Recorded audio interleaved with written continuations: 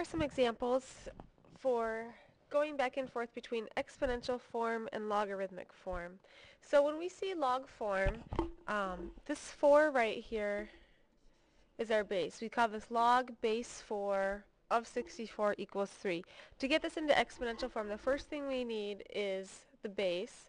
So it's a base of 4. Now we need an exponent to go with that base. And the exponent always comes from the other side of the equal sign. So it becomes 4 to the third power equals, and then what we're taking the log base 4 of, so it's of that 64, that is what goes over here.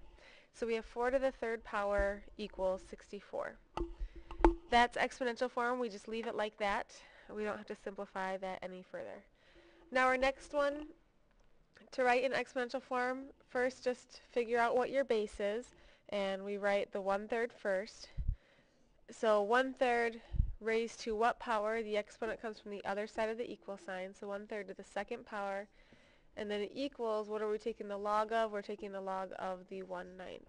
So 1/3 to the second power equals 1/9.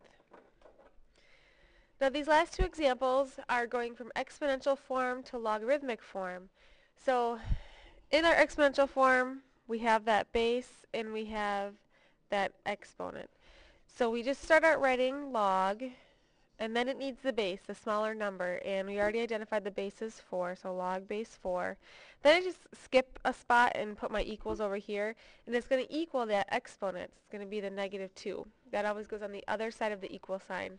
And then the 1/16 goes in that spot that I skipped over. So log base 4 1/16 equals -2. And then our last one, again, identify the base, identify the exponent.